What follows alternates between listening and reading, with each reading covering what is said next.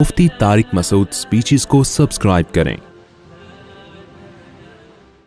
अभी मैंने जो बयान किया ना, इसका मैंने कहा ना रमज़ान में रूहानी सेहत भी बनाएं और जिस्मानी भी। तो जिस्मानी सेहत में वो जल्दी जल्दी, क्योंकि टाइम ख़त्म हो रहा था, दो चीज़ों को फोकस कर लें। बाहर की चीज़ें छोड़ दें आप, जिनमें ख़ास तौर पर चीनी और कुकिंग ऑयल, इन दो चीज़ों को क्या कर दें, अपनी डिक्शनरी से निकाल दें। अब कुकिंग ऑयल नहीं खाएंगे तो क्या खाएंगे? देसी घी खा लें। देसी घी नहीं खा सकते तो कुछ भी कर लें, लेकिन ये ऑयल आपको निकालना पड़ेगा। और चीनी भी मार्केट से क्या करनी पड़ेगी, शॉर्ट करनी पड़ेगी। तो अब ये ख़ुद आपने प्लानिंग करनी है कैसे होगा ये, लेकिन आपकी ज़िंदगी बन जाएगी, इतना सुकून मिलेगा ना, चंद दिन टेंशन होगी आपको। दूसरी बात ये कि रोटी चावल भी कम करें, क्योंकि रोटी में भी बहुत ज़्यादा कार्ब होता है, निशास्ता होता है। आजकल की रोटी ये वो रोटी नहीं है जो आपके अब्बा दादा खाया करते थे, ये वो वाली गंदुम नहीं है, इसमें बहुत ज़्यादा चेंजिंग हो चुकी है। अब जो बीज गंदुम का है ना, ये वो वाला गंदुम नहीं है।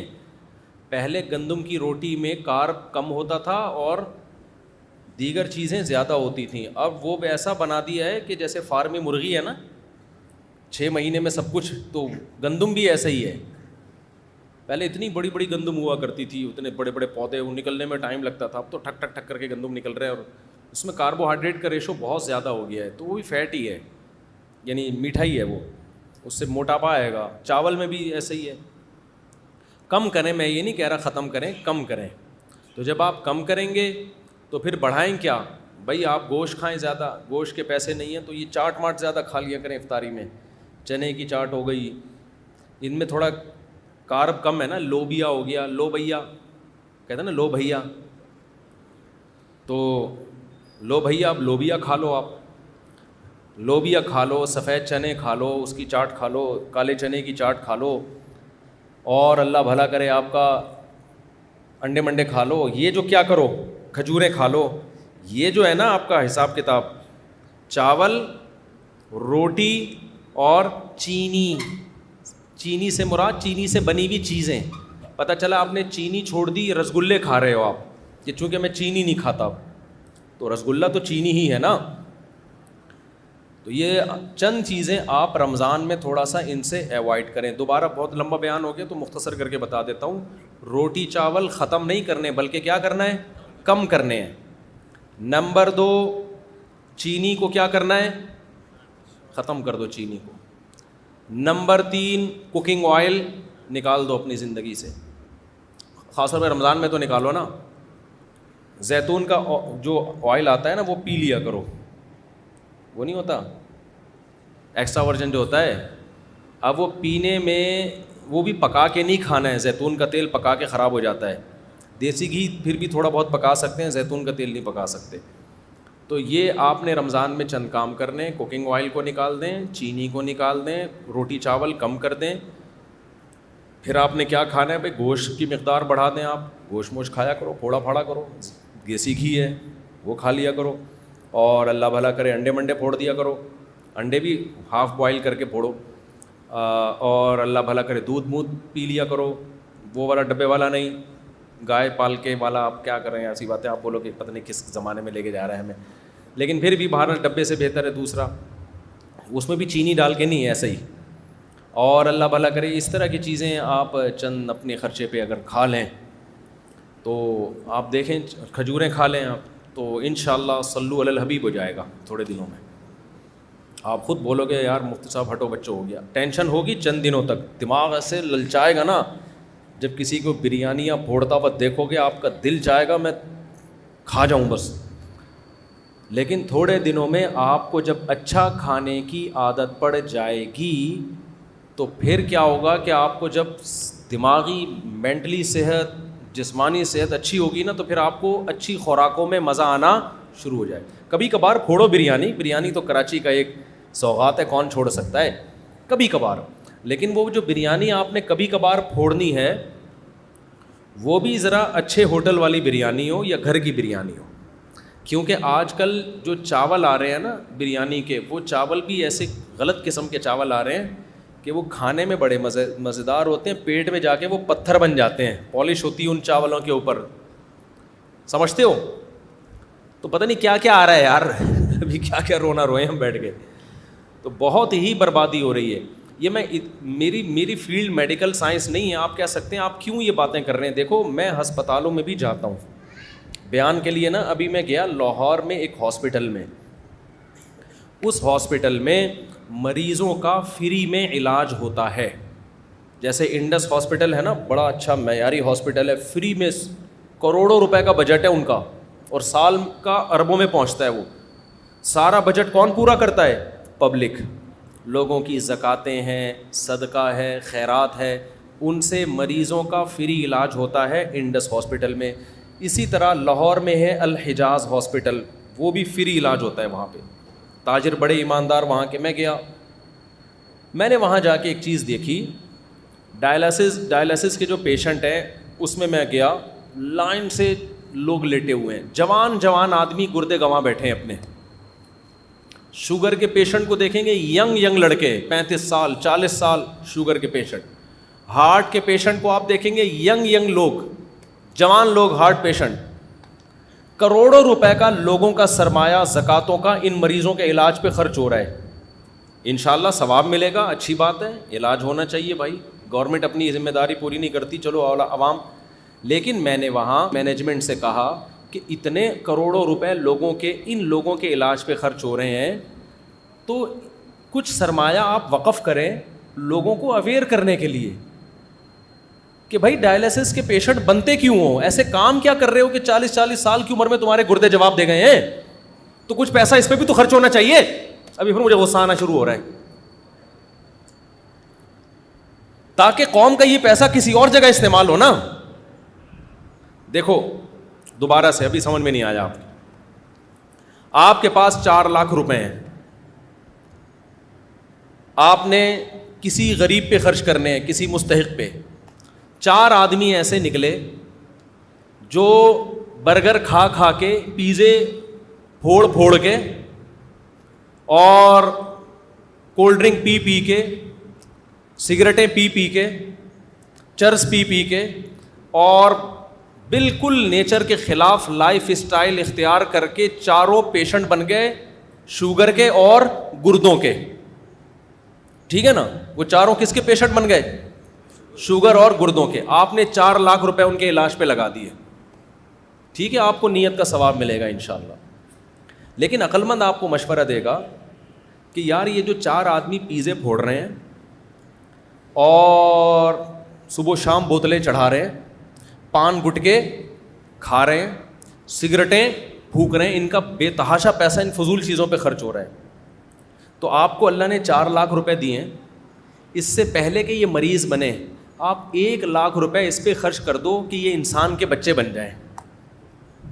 وہ 1 لاکھ میں بن جائیں گے. 1 لاکھ روپے میں آپ کیا کرو، ایک ورک شاپ کرواؤ، یا یوٹیوب کا کوئی چینل خرید لو، اس پہ لوگوں کو اویئر کرو، یا کسی مشہور آدمی کا سے ایک ڈاکومنٹری بنوا لو، تاکہ جو مشہور لوگ ہوتے ہیں ان کی بات پھیلتی جلدی ہے، جس میں ان کو پیزے برگر کے نقصانات، کولڈ ڈرنک کے نقصانات، پان گٹکے کے نقصانات، چرس اور فضول چیزوں کے نقصانات بتائے جائیں. تو 1 لاکھ روپے میں ان کی کھوپڑی میں یہ بات بیٹھ جائے گی کہ ہمیں یہ فضول چیزیں نہیں کھانی چاہیے. کھانے کی چیزیں ہمارے کیا ہیں؟ کھجور کھاؤ میرے بھائی، شہد کھاؤ، اور اللہ بھلا کرے آپ کا روٹی چاول پہ کنٹرول کرو، تھوڑا کم کھاؤ، ایکسرسائز کرو، ورزش کا بہت بڑا دخل ہے، روزے رکھو.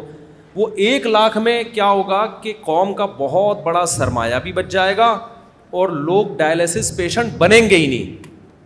اب سمجھ میں آیا میں کیا کہنا چاہ رہا ہوں؟ تو دیکھو غریب کی خدمت صرف یہ نہیں ہے کہ جو ڈائلسس پیشنٹ ہیں یا شوگر کے پیشنٹ ہیں یا جو ہارٹ پیشنٹ ہیں زکاتوں سے ان کا علاج کراؤ.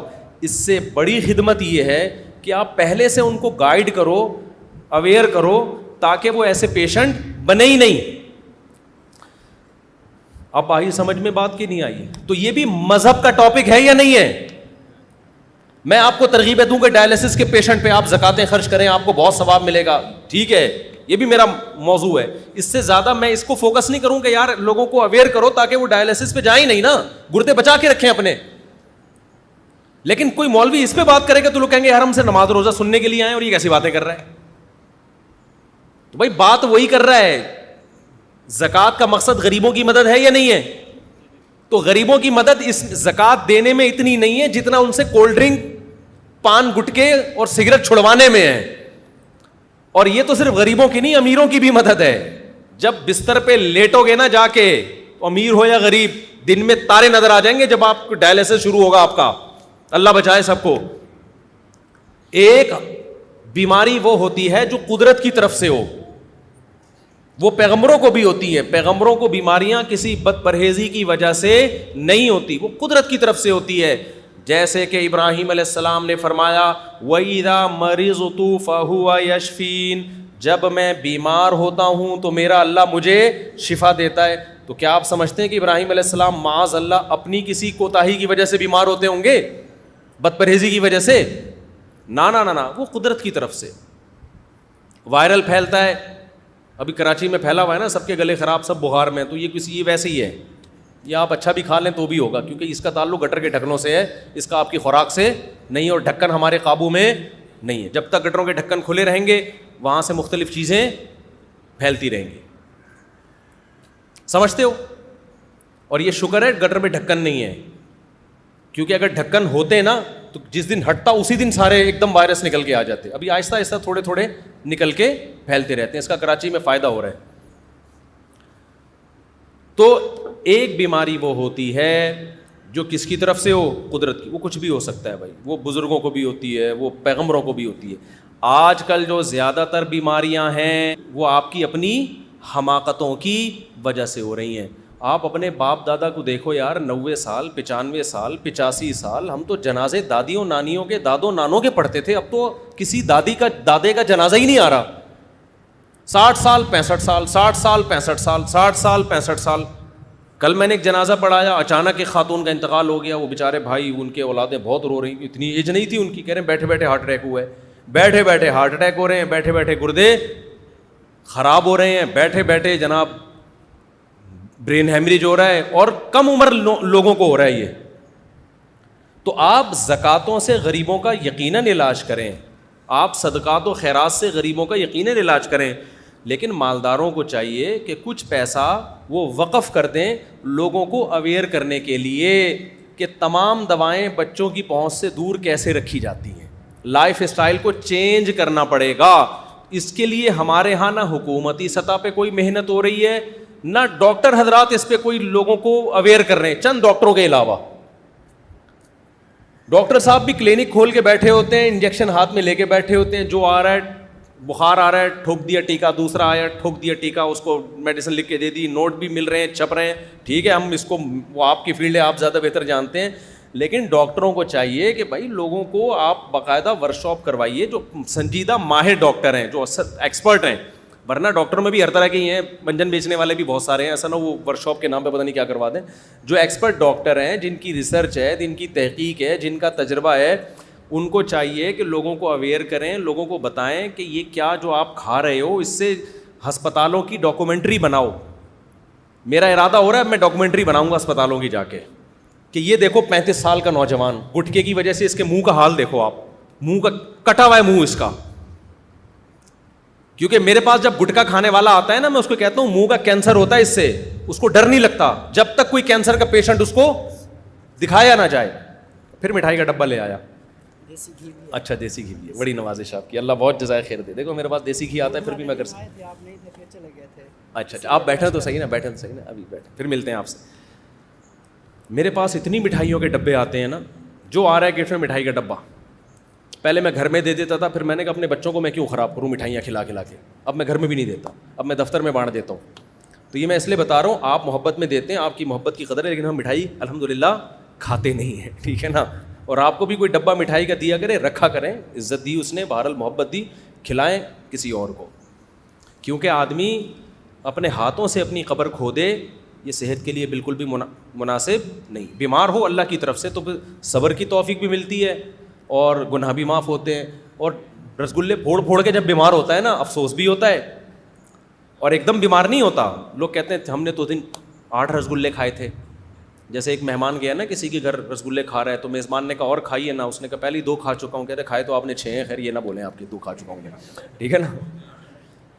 تو سارے ڈاکٹروں کا, حکیموں کا اتفاق ہے کہ 40 سال کے بعد میٹھے کو کیا کر دینا چاہیے, کم کر دیں. میٹھے سے وزن بڑھتا ہے, لیکن کم کرنے کے بجائے میٹھا کیا ہو رہا ہے, بڑھتا چلا جا رہا ہے. دیکھو اسلام میں جتنے تہوار ہیں نا, ان تہواروں میں کہیں بھی آپ کو میٹھا نہیں ملے گا.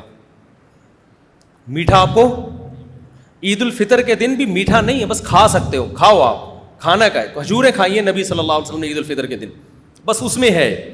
وہ بھی مٹھائی نہیں کھائی آپ نے, حلوہ نہیں کھایا. عید الفطر میں آپ اتنا کیا کرتے تھے کہ پورے رمضان آپ نے روزہ رکھا تو عید سے پہلے آپ چند کھجوریں کھا کے جایا کرتے تھے بس. ہم جو عید الفطر کے دن پھوڑتے ہیں, جو ماشاء اللہ اللہ توفیق دے, زیادہ میں اس میں نہیں جاتا, تو باقی اسلام کے جتنے تہوار دیکھو اس میں میٹھا کہیں بھی نہیں ہے. نمبر 1 بقرعید, جب بچہ پیدا ہوتا ہے خوشی کا دن ہے نا. فیملی پلاننگ والوں کے لیے غم کا دن ہوتا ہے کہ آبادی مزید بڑھ گئی. اسلام خوشی کا دن منانے کا حکم دیتا ہے کہ لڑکی پیدا ہوئی تو 1 بکرا, اور لڑکا پیدا ہوا تو 2 بکرے. اگر میٹھا اسلام میں اس کی ویلیو ہوتی تو اسلام کہتا لڑکی پیدا ہوئی تو زردے کی 1 دیگ, رسگلے کا 1 ڈبہ. لڑکا پیدا ہوا تو رسگلے کے 2 ڈبے, یا حلوے کی 2 دیگیں. نا بکرا, پروٹین, گوشت. نہیں آ رہی بات سمجھ میں؟ بکرا یا گائے کا حصہ یا دمبا. اسی طرح اسلام میں ایک تہوار ہے ولیمہ. جب شادی ہوتی ہے تو ولیمہ سنت ہے. حدیث میں بہت ترغیب ہے ولیمے کی. حدیث میں آتا ہے اولم ولو بشاتن, ولیمہ کرو, شادی کے موقع پہ خوشی کا اظہار کرو, مٹھائیاں کھلا کے. کہیں بھی نہیں ملتا نبی صلی اللہ علیہ وسلم نے اپنے ولیمے پہ لوگوں کو لڈو کھلائے ہوں, کہیں بھی نہیں ملتا. ولیمے میں نبی نے جو آرڈر دیا ولو بشاتن, بکری, 1 بکری بھی ذبح کر کے کر سکتے ہو تو 1 بکری ذبح کر لو. وہاں بھی کیا ہے, گوشت.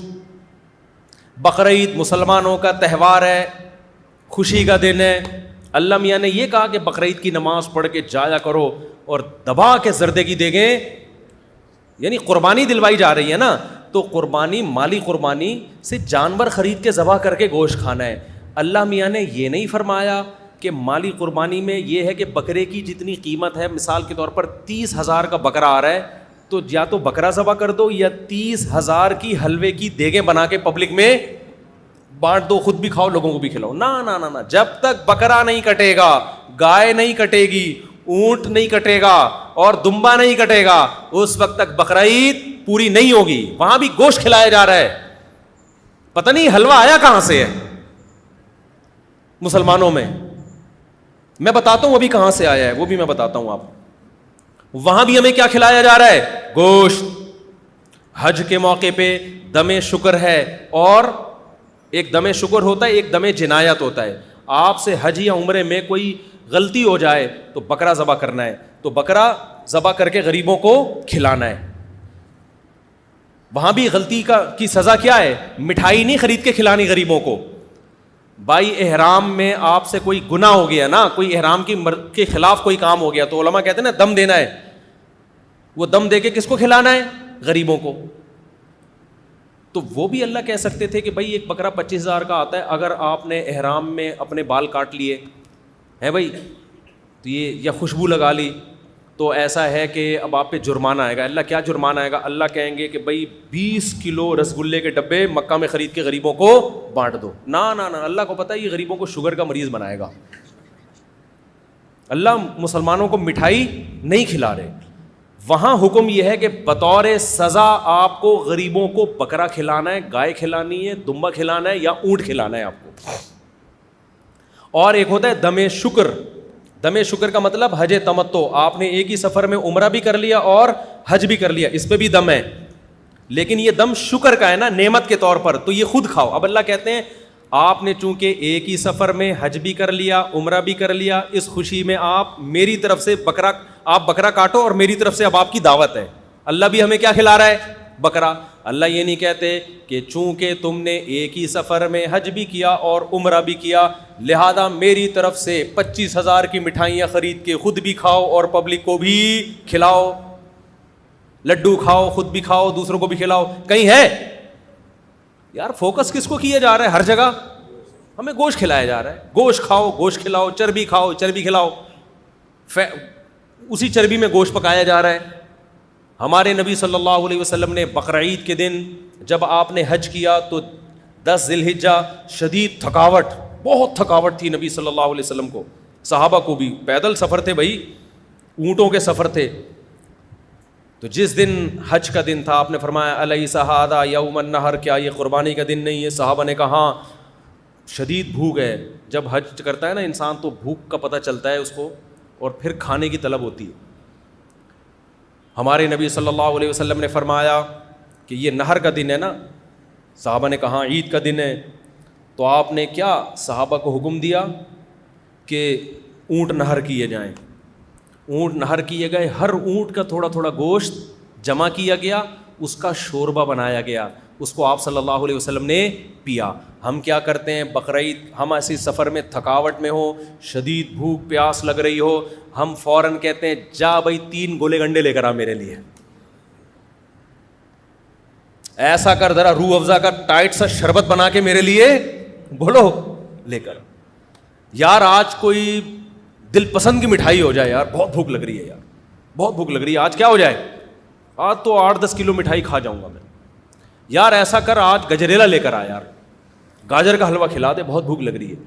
ہمارے نبی کو جب شدید بھوک لگی, کھجوریں بھی کھائیں. کھجور کے میٹھے میں اور چینی کے میٹھے میں بہت فرق ہے, خوب سمجھ لو, دونوں میں بڑا فرق ہے.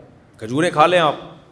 تو ہمارے نبی نے چونکہ تہوار کا موقع ہے نا بقرعید, تو بڑی نفیس چیز کھائی جائے گی, تو وہاں تو کھجور بھی نہیں بلکہ گوشت کھایا جا رہا ہے. سمجھتے ہو کہ نہیں سمجھتے ہو؟ تو اسی طرح میرے بھائی ابھی ہمارے یہاں مٹھائیاں آئی کہاں سے ہیں یہ سمجھ لو. مسلمان بات بات پہ مذہب کے نام پہ میٹھے کیوں پھوڑتا ہے, اس کو سمجھنے کی ضرورت ہے. شب برات کا حلوہ ہم لوگوں نے کیا, یہ ہمارا اپنا بنایا ہوا حلوہ ہے, یہ اسلام میں کوئی یہ شب برات, ہاں نبی کو میٹھا پسند تھا, یہ حدیث میں آتا ہے. وہ تو میٹھا تو انسان کی نیچر ہے نا, اس کو پسند ہوتا ہے, لیکن کون سا میٹھا پسند تھا؟ کھجور کھایا کرتے تھے آپ صلی اللہ علیہ وسلم, یہ پسند تھا. یا بعض دفعہ اسی کھجور کا حلوہ بنایا جاتا تھا, اس میں کوئی پنیر وغیرہ ڈال کے, بالکل ایک نیچرل چیز تھی. اس کا یہ گاجر کے حلووں سے اور یہ رسگلوں سے کیا تعلق ہے بھائی اس میٹھے کا؟ اور وہ بھی بہت تھوڑا کھایا ہے. ہمارے نبی کی جو صفت تھی پچھلی کتابوں میں, آسمانی کتابوں میں, گوشت کھانے والے پیغمبر ہوں گے, گوشت کھانے والے, یہ علامت تھی. کیونکہ انسان 2 قسم کے ہر دور میں رہے ہیں, ویجیٹیرین اور گوشت خور. تو ہمارے نبی کی علامت کیا تھی؟ یہ ویجیٹیرین نہیں ہوں گے, یہ کیا ہوں گے؟ گوشت خور ہوں گے. تو اب میں آپ کو بتاؤں یہ مسلمانوں میں لڈو آئے کہاں سے ہیں؟ رسگلے اور لڈو بولو آئے کہاں سے؟ ہر بات ہونا تو یہ چاہیے تھا جب بھی خوشی کا موقع ہو, آپ کا بچہ پاس ہو گیا, یہ بکرا کھائیے, آئیے یہ لیگ پیس آپ کے لیے, میرے بچے کے نمبر اچھے آئے, یہ ہونا چاہیے تھا نا بھائی. اسلام کے مزاج کے حساب سے یہ ہونا چاہیے تھا نا بھائی. میری شادی ہو گئی ہے تو یہ دمبا میری طرف سے, آپ آ نہیں سکتے دعوت میں, یہ دمبے کی چانپیں میں آپ کو ڈبے میں پیک کر کے بھیج رہا ہوں. اب الٹا ہو رہا ہے جی, آپ کی شادی ہوئی ہے, یہ منہ میٹھا کیجیے رسگلے سے. جی میرا ولیمہ ہے, یہ منہ میٹھا کیجیے. میں امتحان میں پاس ہو گیا, 6 لڈو. یہ میرا باہر کا ویزا لگ گیا, امریکہ جا رہا ہوں, یہ 8 رسگلے. ٹھیک ہے نا؟ تو ظاہر ہے میرے بھائی جب آپ لڈو پھوڑتے رہیں گے اور مذہب کے نام پہ پھوڑو گے, کیونکہ مذہب کے نام پہ جب پھوڑتا ہے تو عبادت سمجھ کے 6 کے بجائے 8 کھائے گا پھر وہ, کیونکہ وہ سمجھ رہا ہے سنت ہے یہ. تو اس سے میرے بھائی ہوگا کیا کہ آپ بھی لڈو کی طرح بننا شروع ہو جاؤ. جو لڈو کھاتا ہے وہ بالآخر لڈو جیسا ہو جاتا ہے, وہ گلوکوز سے بھر جاتا ہے تھوڑے دنوں میں. جب آپ گلوکوز سے بھرتے ہو تو فوری نقصان آپ کو یہ ہوتا ہے کہ آپ کی طبیعت میں ہر وقت سستی رہتی ہے, انسولین نکلتی رہتی ہے, انسولین اس کو کنٹرول کرنے کے لیے, اور طبیعت ہمیشہ آپ کی ٹن رہتی ہے. جو فریشنس عبادت کے لیے چاہیے, مختلف کاموں کے لیے چاہیے, وہ ہوتی نہیں ہے. تبھی تو آپ گورنمنٹ کے اداروں میں جاؤ, جس کو دیکھو کیا ہو رہا ہوگا, سو رہا ہوگا. وہ تھانوں میں جاؤ تو بھی بہت دفعہ, یہ پولیس والوں سے میں پنگا نہیں لینا چاہتا, خیر. تو آپ کہیں بھی جاؤ, جتنے بھی بڑے اداروں میں جاؤ, آپ کو لوگ اکثر سوتے ہوئے نظر آئیں گے. گھر میں آپ دیکھو بیگم صاحبہ 1:45 بجے اٹھ کے ناشتہ کر رہی ہیں دوپہر کو, سب کے گھروں میں یہی ہو رہا ہے, کراچی میں تو یہی ہے. سو رہے ہیں تو اٹھا ہی نہیں جا رہا, کیوں؟ میٹھا کھا کھا کے خود رسگلہ بن چکے ہیں. ہمارے نبی ہم کو کھلا رہے ہیں گوشت کھاؤ, ٹھیک ہے, گوشت کھانے سے نیند نہیں آتی, اتنی نیند نہیں آتی جتنی یہ میٹھے پھوڑنے سے آتی ہے. تو اسلام کے جتنے تہوار ہیں اس میں ہمیں گوشت کھلایا جا رہا ہے. اسلام میں نبی صلی اللہ علیہ وسلم کی جو علامتیں بیان کی, ہاں میں بتا رہا تھا میٹھا آیا کہاں سے ہے, یہ سمجھو. دیکھو ہندو گوشت نہیں کھاتے, ہندو گوشت نہیں کھاتے, لہذا ان کے پاس گوشت کا آلٹرنیٹ کیا ہے؟ اب اللہ نے جو لذت گوشت میں رکھی ہے نا کھانوں میں, وہ کسی اور چیز میں نہیں رکھی ہے. گوشت کی بریانی, گوشت کی نہاری, یہ سارے مزے کے کھانے کس کے ہوتے ہیں؟ تو ہندوؤں کے جو پنڈت لوگ تھے انہوں نے گوشت چھڑوا دی اپنی قوم سے مذہب کے نام پہ. اب ان کو کھانوں میں لذت پیدا کرنے کے لیے کچھ تو نیا لانا تھا نا. تو اب ان کے تبھی یہ جو ہندوستان میں کھانے پینے کی جو صنعت ہے نا, اس نے بڑی ترقی کی ہے. اتنی ویرائٹیز کھانے کی آپ کو دنیا میں کہیں نہیں ملیں گی جتنی ہندوستان میں ہے. وجہ اس کی کہ جب گوشت نہیں کھا رہے تو زندگی کا مزہ کیا ہو گیا؟ خراب. لہذا انہوں نے دالوں کی مختلف چیزیں بنانا شروع کر دیں اور چاولوں کے مختلف طریقوں سے بنانا شروع کر دیا. اب تو 20 قسم کی مٹھائیاں بنانا شروع کر دیں, وہ اتنی مٹھائیوں کی اقسام آپ کو ملیں گی. تو مسلمانوں میں جو لڈو کھانے کا رواج آیا بہت زیادہ, یہ ہندوؤں کے ساتھ رہنے کی وجہ سے, ورنہ مسلمان بائی نیچر کیا تھا؟ گوشت خور تھا. سمجھتا ہے کہ نہیں سمجھتا ہے؟ اب غریب آدمی کیا کرے؟ سوال پیدا ہوتا ہے, بھائی غریب آدمی صبر کرے. غریب آدمی کیا کرے؟ صبر کرے. تو جو ہے وہ کھائے بس. غریبوں جو اللہ نے نہیں دیا تو صبر کرے. تو اللہ تعالیٰ کی عادت ہے, اللہ غریب آدمی کو جو ہے وہ بغیر گوشت کے بھی پروٹین دے سکتے ہیں. اس میں کیا ہے؟ ہم نے تو بڑے بڑے غریب دیکھے ماشاء اللہ, ہٹے کٹے فٹ فاٹ. تو یہ جو اسلام آپ کو یہ کہتا ہے کہ اگر جیب میں پیسہ ہے تو کنجوسی مت کرو, نہیں ہے تو اللہ پہ توکل کرو. کیا کرو؟ اللہ پہ توکل. ابھی تو بڑا مسئلہ. اچھا غریب آدمی کے پاس گٹکا کھانے کے پیسے کہاں سے آتے ہیں؟ سگریٹ پینے کے پیسے کم بخت کے پاس کہاں سے آ رہے ہیں؟ یہ کوکنگ آئل بھی تو فری میں تھوڑی مل رہا ہے. اچھا یہ آپ کو بتاؤں, یہ جو کوکنگ آئل آپ کو مل رہا ہے نا سستا, اور دیسی گھی مہنگا. دیسی گھی ڈلتا کم ہے اور یہ کوکنگ آئل ڈلتا زیادہ ہے. نتیجہ تقریباً سیم ہی ہے. نتیجہ تقریباً کیا ہے؟ سیم ہی ہے. اور غریب آدمی کے لیے بکری پالنا زیادہ آسان ہے. آپ پال لو, وہ تو ادھر ادھر سے کھا پی کے اپنا گزارا کر لیتی ہے. خیر اب میں امیر غریب کی بات کی طرف نہیں جا رہا. میں تو کہہ رہا ہوں چلو غریب آدمی صبر کرے, لیکن جس کو اللہ نے پیسہ دیا ہے وہ تو اپنے ہاتھوں سے اپنی قبر خود مت کھودے. وہ تو کم از کم تھوڑا سا خیال کرے. تو جتنا زکوٰۃ کا پیسہ غریبوں کے علاج پہ خرچ ہو رہا ہے, صدقات و خیرات کا پیسہ, تو میں لوگوں سے کہتا ہوں, ڈاکٹروں سے کہتا ہوں یا تاجروں سے کہتا ہوں کہ بھائی لوگوں کو اویئر کرو کہ آپ جوانی میں بیمار ہو کیوں رہے ہیں. میڈیکل سائنس یہ کہتی ہے, میں نے ڈاکٹروں سے سنا ہے کہ جو ہارٹ اٹیک ہوتا ہے نا, یہ اچانک ہمیں لگتا ہے کہ اچانک ہو گیا, ہوتا یہ اچانک نہیں ہے. 15 سال سے دل کے ساتھ غلط ہو رہا ہوتا ہے. آپ ایسی غذائیں کھا رہے ہوتے ہیں 15 سال سے جو دل کے لیے نقصان دہ. 15 سال آپ کو آپ کی باڈی اور دل مہلت دیتا ہے کہ انسان کا بچہ بن جا. 15 سال تک آپ غلط غذائیں کھاتے جب دل سے آپ کی یعنی دل کے بس میں نہیں رہتا نا, پھر ہارٹ اٹیک ہوتا ہے. وہ جو رگیں جمنا شروع ہوتی ہیں ایک دم سے تھوڑی اس میں پراٹھے آ کے اٹک جاتے ہیں. جو دل رگیں تنگ ہوتی ہیں اور ہارٹ اٹیک ہوتا ہے تو ایک دم سے تھوڑی ہوتا ہے, 15 سال لگتے ہیں کم سے کم. تو 15 سال سے آپ کچھ غلط کھا رہے ہوتے ہو, جس کے بعد دل ایک دن آ کے کہتا ہے بھائی بس ہو گیا, اور ہارٹ اٹیک ہوتا ہے اور آپ کا انا للہ ہو جاتا ہے. اور لوگ کہتے ہیں ابھی تو بیٹھے ہوئے تھے, پتہ نہیں اچانک ان کو کیا ہو گیا. اچانک نہیں ہوا, یہ 15 سال سے پراٹھے پھوڑ رہے ہیں. جب بھی پراٹھے بولتا ہوں مجھے اپنا خیال آتا ہے, یہ 15 سال سے کیا کر رہے ہیں؟ پھوڑ تو 30 سال سے رہے ہیں, 15 سال سے دل خراب ہونا شروع ہوا تھا, اور یہ رسگلے پھوڑ رہے ہیں. اور اگر پراٹھے پھوڑ رہے ہو نا تو ایکسرسائز اتنی کرو کہ وہ پراٹھا کہیں کسی کھانچے میں جا کے فٹ ہو جائے, سمجھتے ہو, کہیں نہ کہیں جا کے لگ جائے, وہ اٹیک کا ذریعہ نہ بنے. تو اس لیے میں اس پر اتنی شدت سے بیان کرتا ہوں, ورنہ میرے میڈیکل سائنس میری فیلڈ نہیں ہے. تو اب چونکہ رمضان میں آپ اپنی صحت کو مینٹین رکھ سکتے ہیں, تو اس لیے ایسے کام مت کریں کہ مالداروں کا پیسہ آپ کے ڈائلیسس میں خرچ ہو. کوشش کریں اپنے گردوں کو بچائیں.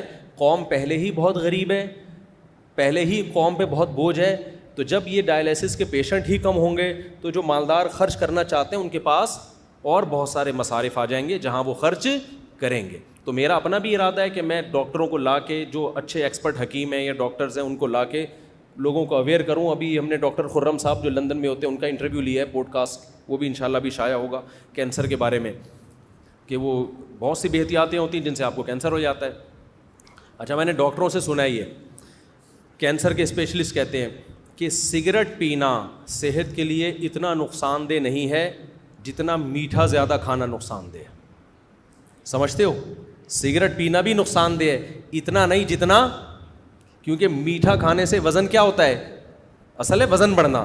وزن بڑھنا 40 سال کے بعد خاص طور پہ یہ زیادہ نقصان دہ ہے بنسبت کس کے, سگریٹ پینے کے. اب سگریٹ کے ڈبے پہ تو لکھا ہوتا ہے کینسر کا ذریعہ ہے, لیکن مٹھائی کے ڈبوں پہ کچھ بھی نہیں لکھا ہوا ہوتا. تو مٹھائی کے ڈبوں پہ بھی لکھا ہوا ہونا چاہیے کہ آپ 40 سال سے ایج بڑھ گئی ہے اور وزن آپ کا بڑھنا شروع ہو گیا ہے, تو کائنڈلی ان ڈبوں سے احتراز کریں. صرف ڈبہ کھائیں, مٹھائی چھوڑ دیں. آپ ڈبہ اگر پانی میں ڈال کے کھا جائیں گے اتنا نقصان نہیں ہوگا, وہ کاغذ ہے نکل جائے گا. وہ سمجھتے ہو کہ نہیں سمجھتے؟ ابھی بھی سمجھ میں نہیں آ رہی تو جو مرضی کرنا ہے کرو. جب پڑے ہوئے ہو گئے نا پھر بولے کہ یہ ہو کیا گیا ہمارے ساتھ. کائنڈلی بھائی یہ جلدی جلدی والے مسائل نمٹا دوں میں.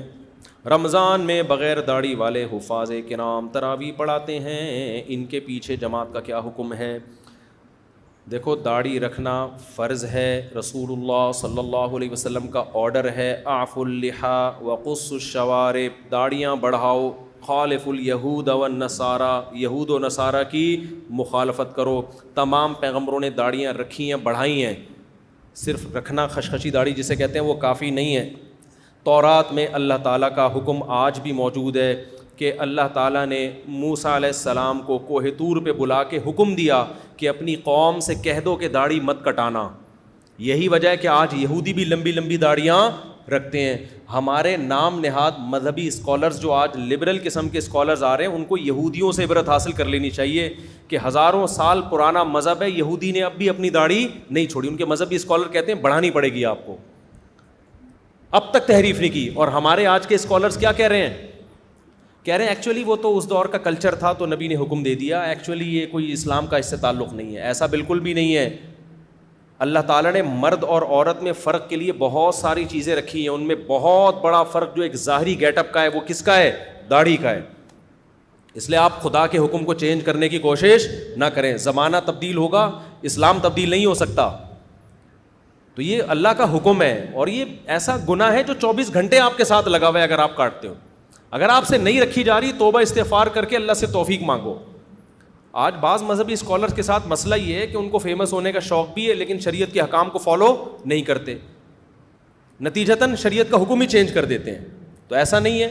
تمام پیغمبروں کی داڑیاں تھیں, تمام صحابہ کی داڑیاں تھیں, علماء, صلحاء, محدثین, فقہاء, کوئی ایک بھی نہیں دکھا سکتے ماضی میں جو داڑھی چھوٹی کرتے ہوں.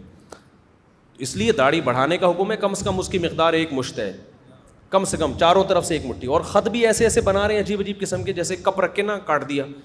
ایسا نہیں کرو یار, جو نیچرل اللہ نے آپ کو جو جس طرح کی داڑھی دی ہے اسی طرح کی رکھ لو, وہ زیادہ خوبصورت لگے گی. عجیب عجیب قسم کے خط بنا رہے ہیں داڑھی تو برا لگتا ہے, وہ دیکھنے میں اچھی نہیں لگتی ہے. چہرے پہ جو رونق آتی ہے وہ اسی داڑھی میں آئے گی جو قدرت نے آپ کے فیس کے حساب سے آپ کو دی ہے. فَلَا يُغَيِّرُنَّ خَلْقَ اللَّهِ, قرآن کہتا ہے نا کہ ہم, شیطان نے قسم اٹھائی تھی کہ اللہ میں ان سے تیری تخلیق چینج کرواؤں گا, میں جس فطرت پہ تو نے پیدا کیا. تو اب مصلی جو ہے نا امامت کا, وہ ایک بڑا ایک عظیم مقام ہے. تو مصلی پہ ایسے شخص کو کھڑا کریں, کم از کم ڈریسنگ اس کی شریعت کے مطابق ہو. ڈسکو قسم کے ملا بھی آ رہے ہیں, حافظ. ہمارے محلے میں ایک بچے نے حفظ کیا لیکن سارا دن فلمیں دیکھتا تھا, ڈرامے دیکھتا تھا, ڈبو پہ اسنوکر پہ لگا رہتا تھا.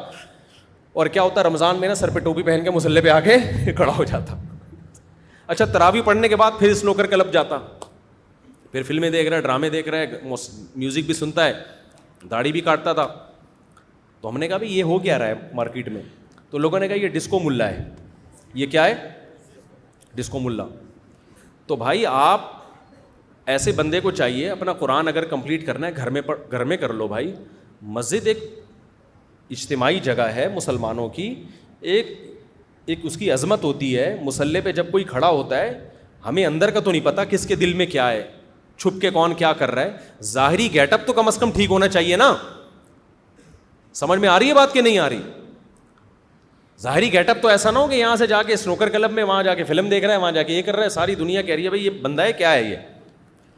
تو ظاہری گیٹ اپ کم از کم حافظ قرآن کا جو مسجد میں تراویح پڑھا رہا ہے اس کا شریعت کے کسی کبیرہ علانیہ گناہ میں مبتلا نہ ہو, کبیرہ گناہ اور کھلے عام اس میں مبتلا نہ ہو. اگر ہے تو آپ کو چاہیے کہ آپ اس کو ہٹا دیں وہاں سے, اگر ہٹانے کی قدرت ہے. نہیں ہے تو پھر کوئی ایسی جگہ نماز پڑھیں جو امام کوئی ڈھنگ کا ہی آدمی ہو وہ, کیونکہ امام کا تقوی اور اس کی للہیت کا اثر پڑتا ہے مقتدیوں کے اوپر. امام نیک پرہیزگار ہوگا, اس کے پیچھے نماز کی الگ برکتیں ہوں گی. تراویح کوئی چھوٹی موٹی نماز نہیں ہے, اچھی خاصی ٹینشن ہے, لمبی نماز ہے. تو آپ کسی فاسق آدمی کے پیچھے پڑھ کر اس کی برکتوں سے کیوں محروم ہونا چاہتے ہو بھائی آپ؟ تو کوشش کیا کریں, ہمت کریں, جو امام پراپر داڑھی ہو, شریعت کے مطابق اس کا لباس ہو, کسی کبیرہ علانیہ گناہ میں مبتلا نہ ہو, اس کو مسجد کا امام بنائیں اور تراویح اسی کے پیچھے پڑھیں آپ. نابالغ بچوں کے پیچھے تراویح کا کیا حکم ہے؟ چھوٹا بچہ تراویح میں قرآن سن سکتا ہے, سن تو سکتا ہے, لیکن نابالغ بچہ قرآن پڑھا نہیں سکتا بالغوں کو. نابالغ بچے نے قرآن اگر حفظ کر لیا ہے تو گھر میں وہ بہن بھائیوں کو, چھوٹے نابالغ بچوں کو وہ امامت کرے, وہاں قرآن کمپلیٹ کرے, کیونکہ اس سے قرآن کمپلیٹ کروانا چاہیے رمضان میں. اگر وہ امامت نہیں کرے گا گھر میں تو قرآن بھول جائے گا, لیکن بالغ آدمی اس کے پیچھے نماز نہیں پڑھ سکتا. کن صورتوں میں روزہ چھوڑنا جائز ہے؟ روزہ چھوڑنا صرف 2 صورتوں میں جائز ہے قرآن کے مطابق, ایک سفر میں اور دوسرا بیماری میں. سفر کا مطلب یہ ہے کہ آپ سفر میں داخل ہو چکے ہوں. مثال کے طور پر صبح سحری کے وقت تھا, کراچی ایئرپورٹ پہ تھے, آپ نے جانا ہے امریکہ, کتنا لمبا سفر ہے نا. لیکن سحری کا وقت, آپ کا گھر ہے کراچی میں, سحری کا وقت ختم ہو گیا کراچی ایئرپورٹ پہ, تو ابھی آپ مسافر بنے نہیں ہیں, سفر کی نیت ہے مگر بنے نہیں ہیں, تو آپ کو روزہ رکھنا پڑے گا, کیونکہ آپ مقیم ہے نا ابھی. تو لوگ کیا کرتے ہیں, چونکہ آج ہم نے امریکہ جانا ہے یا چھانگا مانگا جانا ہے تو ابھی سے روزہ چھوڑ دیا ہم نے. بھائی وہ تو جب آپ جہاز میں بیٹھیں گے, جہاز کراچی کی حدود سے باہر نکلے گا, اس وقت آپ مسافر بنیں گے. جب تک کراچی کی حدود میں ہے, اپنے شہر کی حدود میں ہے, آپ مسافر نہیں بنتے. ابھی مسافر ہونے کا ارادہ, تو گھر سے نکلنے سے مسافر نہیں بنتا آدمی. اپنے شہر کو تمام مضافات سمیت, شہر اور اس کی جو قریب کی آبادی ہوتی ہے, وہ جب تک پوری مکمل ختم نہیں ہو جاتی آپ سفر میں داخل نہیں ہوتے. سمجھتے ہو؟ ہاں, آپ جہاز میں بیٹھ گئے, ابھی سحری کا وقت ہے اور جہاز کراچی کی آبادی سے باہر نکل گیا اور ابھی بھی سحری کا وقت ہے. اب سحری کا وقت جب ختم ہونے والا ہے, اس وقت آپ مسافر بن چکے تھے, تو اب آپ روزہ چھوڑ بولو سکتے ہیں. اب آپ کیا کریں گے؟ روزہ چھوڑ سکتے ہیں. اچھا, جب آپ امریکہ کی طرف جا رہے ہیں, بھائی یہ بہت اہم بیان ہے, جو باہر سے لوگ سفر کرتے ہیں نا, یورپ امریکہ سے رمضان میں, ان کے لیے بہت امپورٹنٹ بیان ہے. اس پہ کلپ بنا دیں, بنا کے نکال دیے, کہ لوگ بہت پوچھتے ہیں یہ مسئلہ. اب مسئلہ یہ ہے کہ جو کراچی سے امریکہ جا رہا ہے, وہ جا رہا ہے مشرق سے مغرب کی طرف, ایسا ہی ہوتا ہے نا, ایسٹ سے ویسٹ کی طرف سفر کرتا ہے. جو امریکہ سے کراچی آ رہا ہے نا, اس کے تو مزے ہوں گے, اس کے کیا ہوں گے؟ مزے ہو جائیں گے. وجہ اس کی یہ ہے کہ سحری کا وقت تھا امریکہ میں, ابھی ختم نہیں ہوا ایئرپورٹ پہ, شریعت کہتی ہے روزہ رکھنا پڑے گا آپ کو. اس نے روزہ رکھ لیا. اب جہاز نے فلائی کیا, سورج کی مخالف سمت میں جہاز سفر کر رہا ہے, ٹھک ٹھک ٹھک کر کے نمازیں بھی آ رہی ہیں اور افطار کا ٹائم بھی ٹھک کر کے آ جائے گا. اس کے ہو گئے مزے, وہ بڑے آرام سے روزہ کیا کرے گا؟ رکھ لے گا. دوبارہ سحری کا وقت آ گیا اگر سفر کے دوران, تو روزہ چھوڑ دے, کیونکہ اب سفر میں داخل ہو چکا ہے. اگر چھوڑنا چاہے بہتر تو یہ کہ رکھے سفر میں بھی, افضل یہی ہے کہ اس زمانے میں رکھ لیے سفر میں. لیکن مسئلہ اس کے لیے ہوتا ہے جو یہاں کراچی ایئرپورٹ پہ تھا, 5:30 فرض کرو سحری کا وقت ختم ہو رہا ہے, اب 5:30 پہ بورڈنگ کا اعلان ہوا, جہاز میں بیٹھنا شروع ہوا, یا جہاز ابھی ٹیک آف کر رہا ہے, ابھی اڑا نہیں ہے, اور سحری کا وقت داخل ہو گیا, تو ابھی یہ مسافر بنا, سحری کا وقت ختم ہو گیا, ابھی یہ مسافر بنا نہیں ہے, اس پہ روزہ رکھنا کیا ہے, واجب ہے, روزہ رکھ لیا اس نے. اب ہوگا کیا, جہاں جہاں سورج جا رہا ہے جہاز بھی بولو وہیں جا رہا ہے, اس کا روزہ ہو جائے گا بہت لمبا, بعض دفعہ 23 گھنٹے کا روزہ بھی ہو جاتا ہے. تو ایسے میں شرعی حکم یہی ہے کہ آپ کو روزہ رکھنا بول لیں پڑے گا. سمجھتے ہو کہ نہیں سمجھتے؟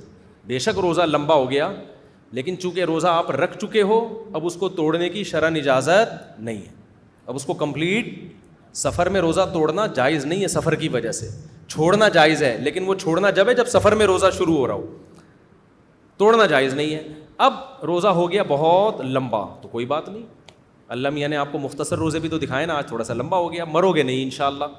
ہاں اگر کوئی شوگر کا پیشنٹ ہے, یا کوئی بوڑھا اتنا کمزور ہے, یا اور کسی وجہ سے کوئی کسی کو واقعی کمزوری ہو گئی ہے, اور وہ 18-20 گھنٹے کے بعد اس کی حالت غیر ہونا شروع. غیر ہونے کا مطلب یہ ہے کہ بیمار ہونے کا خطرہ ہو گیا, بیمار ہونے کا خطرہ, تو پھر وہ روزہ توڑ سکتا ہے. یاد رکھو, بھوک اور پیاس کی شدت کی وجہ سے روزہ توڑنے کی اجازت نہیں ہے, چاہے شدت کم ہو یا شدت زیادہ ہو. بعض لوگ یہ کہتے ہیں مجھ سے بھوک برداشت ہی نہیں ہو رہی تھی, اتنی شدید بھوک لگ رہی تھی. بھائی آپ کو برداشت کرنی پڑے گی جتنی بھی شدید بھوک لگ جائے. بعض لوگ کہتے ہیں اتنی پیاس لگ رہی تھی مفتی صاحب میں نہیں برداشت کر سکتا تھا, 20 گھنٹے 18 گھنٹے سے میں نے پانی نہیں پیا تھا, میں پاگل ہو رہا تھا, میں برداشت نہیں کر سکتا تھا. بھائی آپ کو برداشت کرنا پڑے گا. تو برداشت ہو سکنا یا نہ ہو سکنا شرعی عذر نہیں ہے. شرعی عذر یہ کہ اتنی حالت خراب ہو جائے کہ آپ کو یہ لگے کہ اگر میں نے پانی نہیں پیا تو میں بے ہوش ہو جاؤں گا, یا میں بیمار ہو جاؤں گا, یا میں مر جاؤں گا. ایسی صورت میں روزہ توڑنا پھر صرف جائز ہی نہیں بلکہ واجب ہو جاتا ہے. پھر نہیں توڑیں گے تو گناہ ہوگا. سمجھتے ہو؟ تو روزہ توڑنا یا تو فرض ہے یا حرام ہے, ٹھیک ہے نا. فرض جب ہے جب بیمار ہونے کا تھوڑی موت کا خوف ہو جائے آپ کو, پھر تو فرض ہے. تو اس لیے جو لوگ ٹریولنگ کرتے ہیں نا, وہ اگر سحری کا وقت اپنے علاقے میں ہی شروع ہو گیا ہے, ختم ہو گیا ہے, تو پھر روزہ رکھنا پڑے گا. سحری کا وقت داخل ہو سفر میں تو پھر روزہ آپ چھوڑ سکتے ہیں, لیکن پھر بھی روزہ سفر میں رکھنا وہ نہ رکھنے سے بہتر ہے. ہاں سفر میں اگر ٹینشن کا خطرہ ہے بہت زیادہ تو پھر چھوڑنا بھی زیادہ بہتر ہے. جیسے 22-23 گھنٹے کا روزہ تو بہت ہی لمبا ہو جاتا ہے نا, تو اگر کسی کا سحری کا وقت ہی ختم ہو گیا ایئرپورٹ پہ, اور اس کو پتہ ہے کہ میں کراچی سے امریکہ جا رہا ہوں اور 22-23 گھنٹے کا لمبا روزہ ہو جائے گا, تو پھر مجھے توڑنا نہ پڑ جائے, تو پھر بہتر ہے چھوڑ ہی دے وہ, کیونکہ اللہ نے اجازت دی ہے, پھر اس اجازت سے فائدہ اٹھانا چاہیے. کیا کہہ رہے ہیں بھائی آپ؟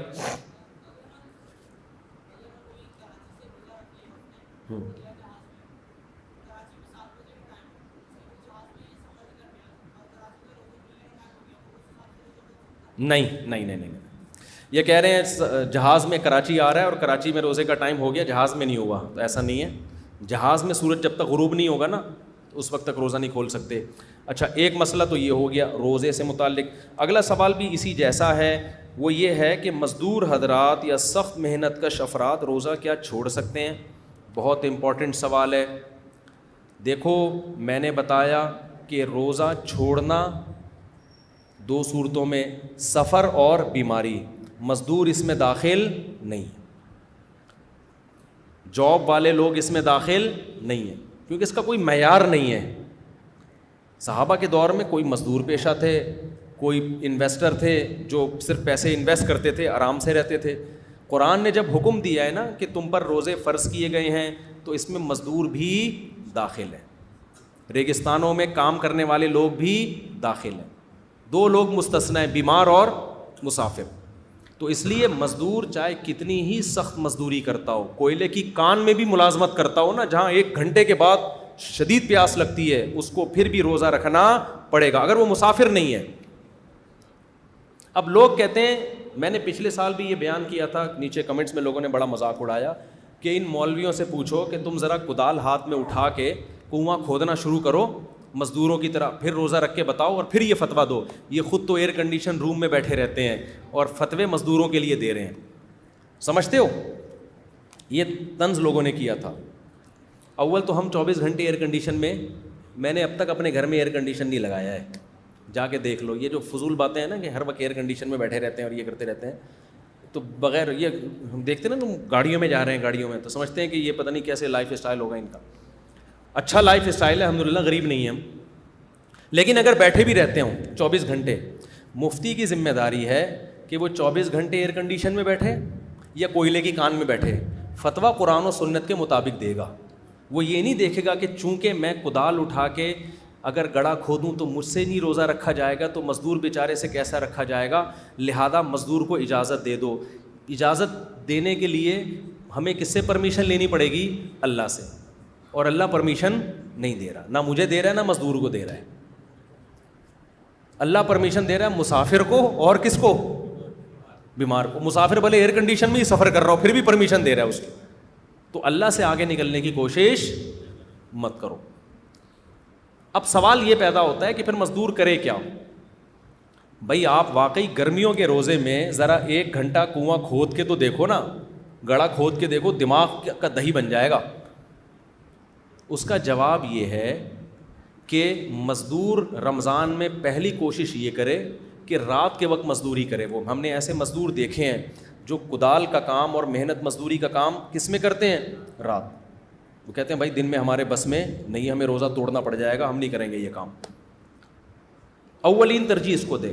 اور جو مزدوروں سے کام لینے والے ٹھیکیدار ہیں ان پر بھی شرعاً یہ واجب ہے کہ وہ مزدور کا خیال کریں رمضان میں, اس پہ بوجھ ہلکا ڈالیں اور اجرت اس کو پوری دیں. اللہ اس پہ ان کو بہت زیادہ اجر عطا کرے گا. اس پہ برڈن نہ ڈالیں کام کا زیادہ, سخاوت دکھائیں تھوڑی.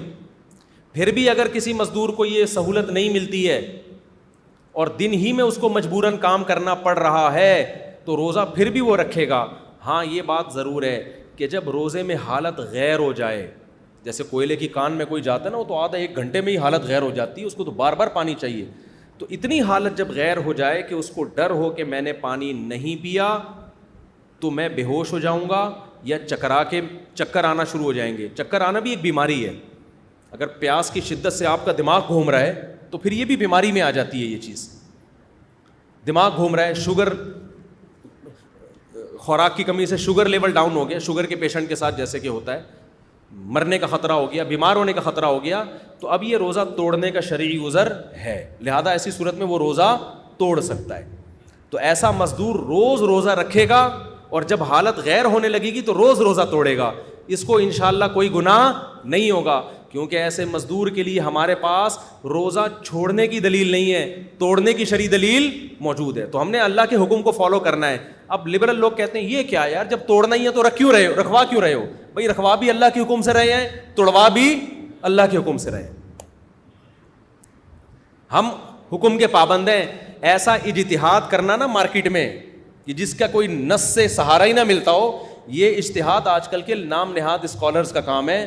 یہ مفتیان کرام کا کام, مفتیان کرام کا کام نہیں. مفتی آپ کو نصوص بتائے گا کہ بھائی چھوڑنے کی اجازت صرف سفر میں اور بیماری میں ہے, تو چھوڑے گا نہیں, توڑ سکتا ہے, لیکن اس کنڈیشن میں آ کے بعد میں پھر سارے روزے قضا کرے. وہ سمجھتے ہو کہ نہیں سمجھتے؟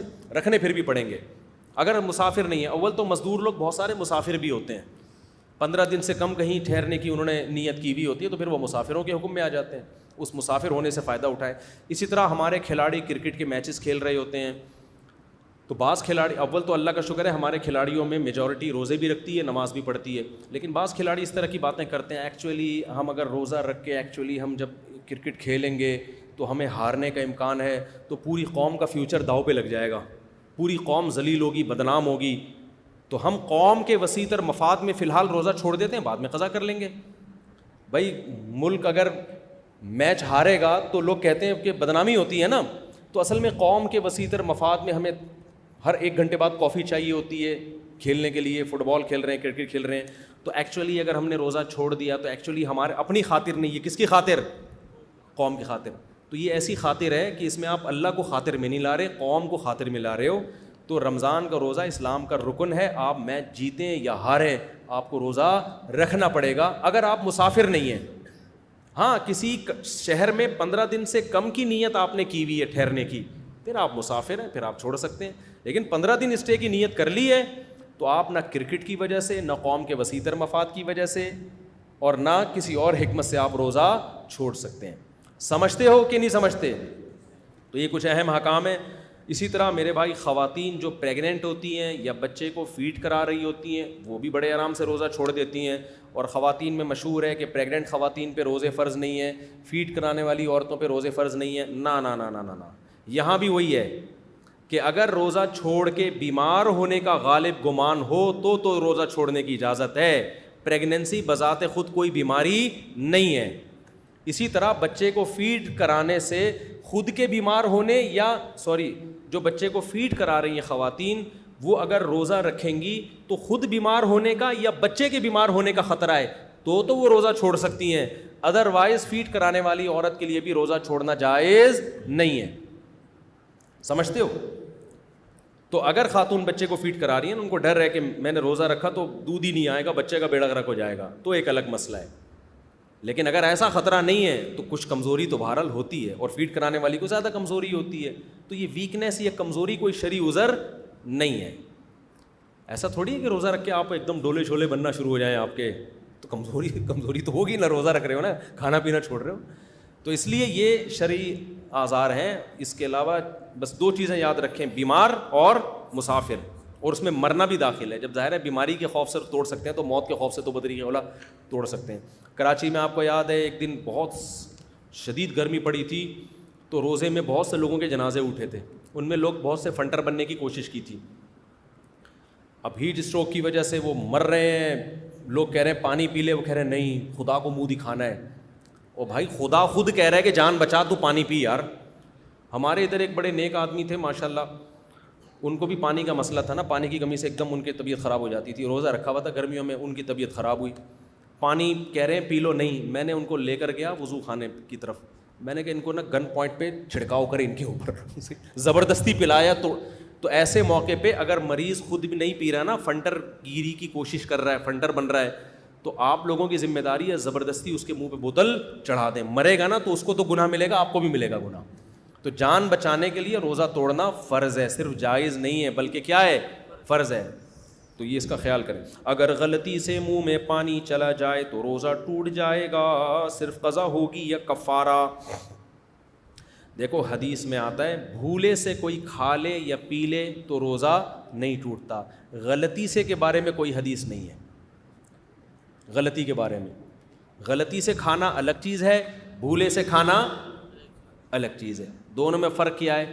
مثال کے طور پر بھولے سے کھانا تو آپ کو روزہ یاد ہی نہیں تھا, آپ نے پھوڑ پھاڑ کے طبیعت سے بیٹھ گیا, اس کے بعد ڈکار آئی تو یاد, اڑے میرا تو روزہ تھا. ہوتا ہے ایسے.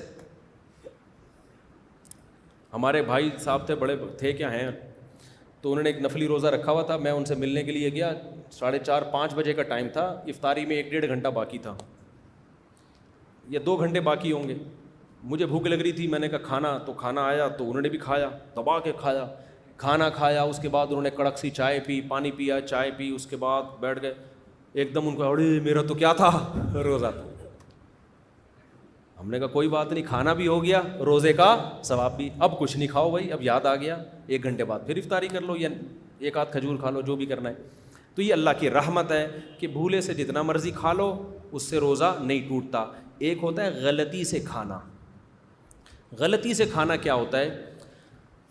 آپ سمجھے کہ بھائی 6:30 بجے افطاری کا ٹائم ہے, گھڑی آپ کی 6:30 بجا رہی ہے, حالانکہ 6 بج رہے تھے. بچے نے آپ کی گھڑی کی سوئی آگے گھما دی. آپ نے کہا یار مؤذن کا دماغ خراب ہو گیا, اذان ہی نہیں دے رہا, 6:30 کیا 6:45 ہو گئے ہیں اب تو. بسم اللہ ہی وہ اللہم لک صمت پڑھ کے آپ نے شروع کر دیا. تو ایک نوالا بھی پیٹ میں گیا نا آپ کے, تو روزہ آپ کا ٹوٹ گیا, کیونکہ یہ بھولے سے نہیں کھایا آپ نے. روزہ آپ کو یاد ہے, یہ غلطی سے کیا ہے, غلط فہمی ہوئی ہے آپ کو. آپ سمجھے تھے کہ افطاری کا وقت ہو گیا ہے, حالانکہ افطاری کا وقت نہیں ہوا. اس بارے میں کوئی حدیث نہیں ہے کہ اس سے روزہ نہیں ٹوٹتا. اس سے روزہ ٹوٹ جاتا ہے, کیونکہ اس میں آپ کی کسی نہ کسی درجے میں آپ کی کوتاہی ہے. بھولے سے میں آپ کی کوئی کوتاہی نہیں ہے, بھول کی نسبت اللہ کی طرف ہوگی. اس میں آپ کی کوتاہی ہے کہ یار ایک گھڑی میں کیوں, تو 4 گھڑیوں میں دیکھ لیتے نا, گھڑیاں تو آگے پیچھے ہوتی ہیں.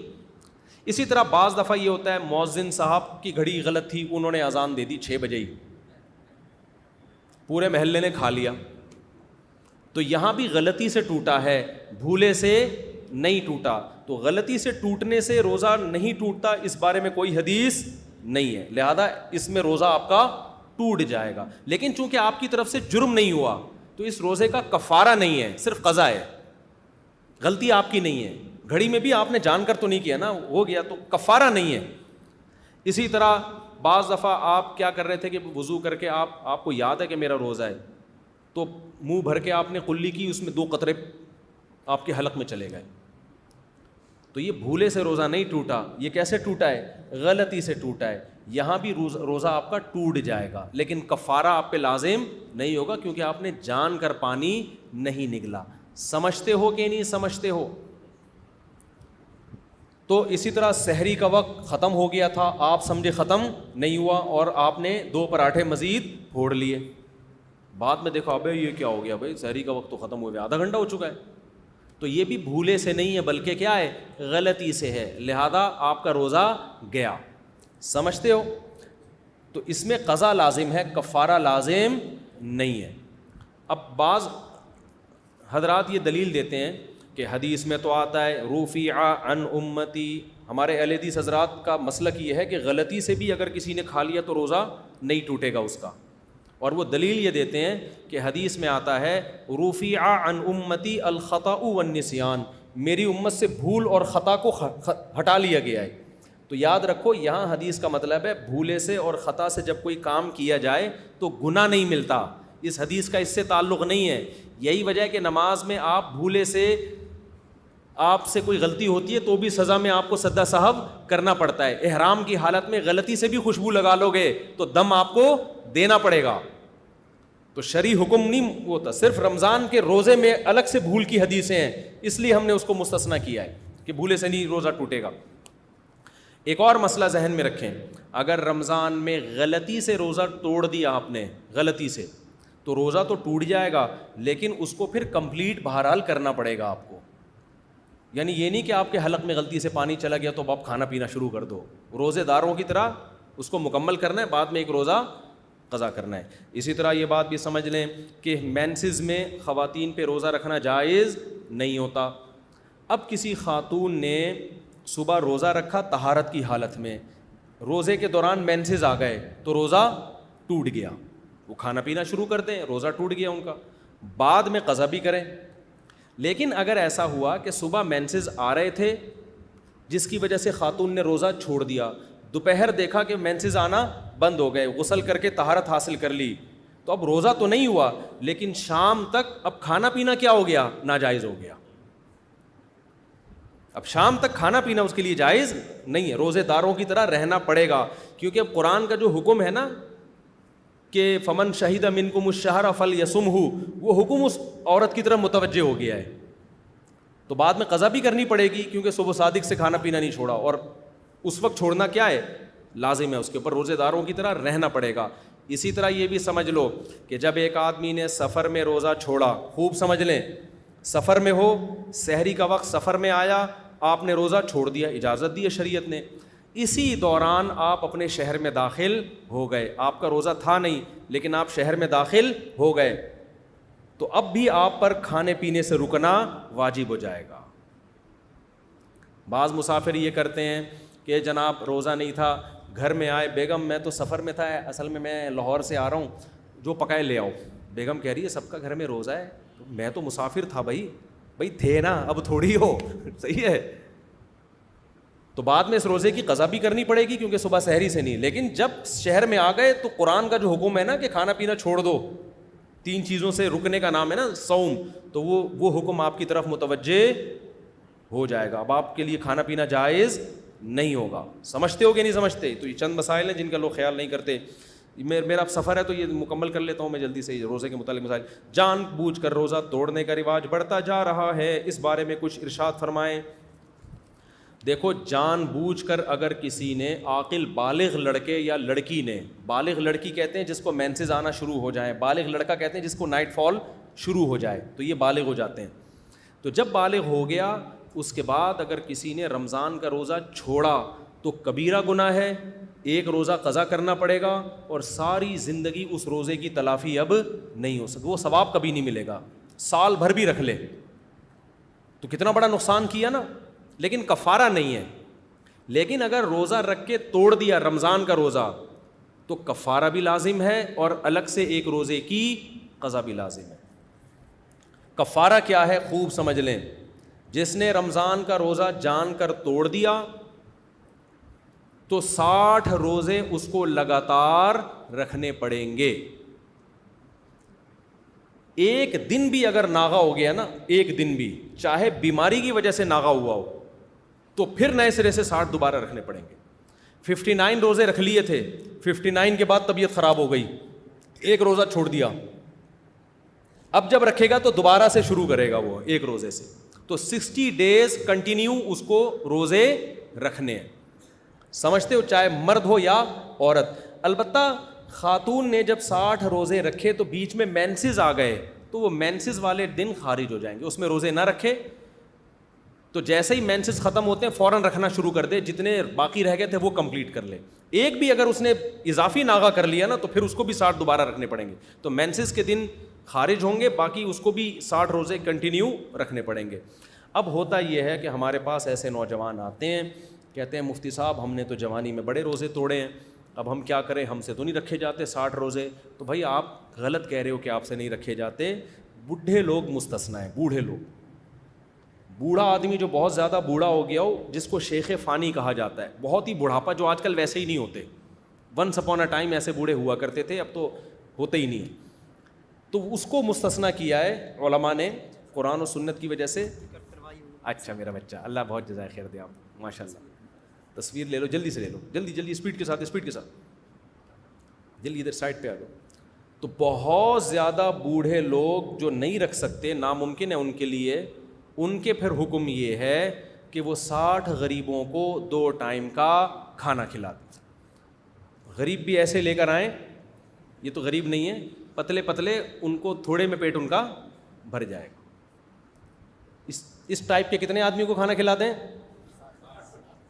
مذاق کر رہا ہوں, ناراض نہیں ہونا یار, کیونکہ میں نے ایسے بھی لوگ دیکھے ہیں کہ ایک آدمی 4 آدمیوں کا کھانا کھاتا ہے. ٹھیک ہے جی, تو لوگ سمجھتے ہیں کہ اس کو کھلانے میں 4 آدمیوں کا ثواب ملے گا, ثواب ایک ہی کا ملے گا. صحیح, تو بندہ دیکھ کے لے کر. بھائی ناراض نہیں ہونا, محبت کر رہا ہوں آپ سے. تو اب دیکھو اگر ایسا کیا ہے نا تو کتنے, 60 روزے. اچھا بعض نوجوان یہ کہتے ہیں کہ ہم نے تو کئی روزے توڑے ہیں, ہم تو 60 رکھ کے پاگل ہو جائیں گے. تو بھائی جتنے بھی توڑ دیے نا, توبہ کرو, اللہ سے رو رو کے استغفار کرو اور ایک کفارہ ادا کر لو 60 روزوں. تو اللہ سے امید ہے انشاءاللہ وہ سب کی طرف سے کافی ہو جائے گا. دوبارہ اگر پھر روزہ توڑا تو پھر دوبارہ 60 رکھنے پڑیں گے. اب تک جو ہو گیا اس میں 60 رکھ لو. احتیاط تو یہی ہے کہ ہر الگ الگ رمضان میں جتنے توڑے ہیں تو الگ الگ کے 60. ایک ہی رمضان میں اگر کئی توڑے تو پھر تو سب کی طرف سے ایک ہو جائے گا کفارہ, لیکن الگ الگ رمضانوں میں اگر توڑے ہیں تو پھر الگ الگ کفارے ہیں. لیکن ایک قول یہ بھی ہے کہ جتنے بھی توڑے نا اب تک تو پنشمنٹ سب کی طرف سے کیا ہوگی, ایک ہی ہوگی. جیسے کوئی آدمی بار بار زنا کرتا ہے تو حد تو ایک ہی جاری ہوگی نا. یہ تھوڑی کہ پہلے پرانے والے زنا کے 100 کوڑے الگ لگائے, اگلے والے کے الگ لگائے, تو اس کی تو کمر مارکیٹ سے کیا ہو جائے گی, شارٹ ہو جائے گی نا. وہ تو پھر بیوی کے قابل بھی نہیں رہے گا تھوڑے دنوں میں. تو جب ایک دفعہ جرم پکڑا جاتا ہے نا تو ایک ہی دفعہ میں سارے جرموں کی ہو جاتی. پھر سزا جاری ہونے کے بعد اگر دوبارہ جرم کرے گا پھر دوبارہ سے نئی سزا جاری ہوگی. جیسے کئی دفعہ چوری کی تو ہاتھ تو ایک ہی کٹتا ہے نا. تو بعض فقہا کی یہ رائے ہے کہ کئی رمضان کے بھی کئی روزے بھی کسی نے توڑ دیے تو جب سزا کے طور پر وہ 60 روزے رکھے گا تو ایک ہی دفعہ کے 60 روزے پچھلے تمام روزوں کی طرف سے کفارہ ہو جائے گا. تو اگرچہ یہ قول کمزور ہے لیکن اس سے گنجائش کا فائدہ اٹھایا جا سکتا ہے. آج کل تقویٰ للہیت مارکیٹ سے شارٹ ہے, تو نہ کرنے سے بہتر ہے تو یہی کر لے یار, اللہ سے امید ہے اللہ قبول کر لے گا. یہ بات. اچھا ایک بات ذہن میں رکھو, ہینڈ پریکٹس سے اگر کسی نے روزہ توڑا ہے تو اس سے روزہ ٹوٹے گا, شدید گناہ بھی ملے گا, لیکن اس میں صرف قضا ہے, کفارہ لازم نہیں ہے. کفارہ جو روزہ توڑنے میں لازم ہوتا ہے وہ زوجہ کے ساتھ ہم بستری کر لی باقاعدہ, اگر حیا کے خلاف ہے لیکن لوگ پوچھتے ہیں انٹرکورس کرنے سے روزہ ٹوٹ جاتا ہے. اگر زوجہ کے ساتھ بھی ایسا ریلیشن قائم کیا کہ انٹرکورس نہیں کیا, صرف ڈسچارج ہو گیا ہے, تو روزہ تو ٹوٹے گا, کفارہ لازم نہیں ہوگا. کفارہ جب لازم ہوتا ہے جب پراپر انٹرکورس ہو جائے, تو اس میں ڈسچارج نہ بھی ہو, بس انٹرکورس ہو گیا تو کفارہ لازم ہو گیا, دونوں پہ لازم ہو جائے گا اگر اس کا بھی روزہ تھا. تو دوسرا روزہ جو کفارہ لازم ہوتا ہے وہ کھانے پینے سے ہوتا ہے, یعنی 3 چیزوں سے کفارہ لازم ہوتا ہے, کھا لیا, پی لیا یا زوجہ سے اس تفصیل کے مطابق ہم بستری جو میں نے ابھی آپ کو بتائی ہے.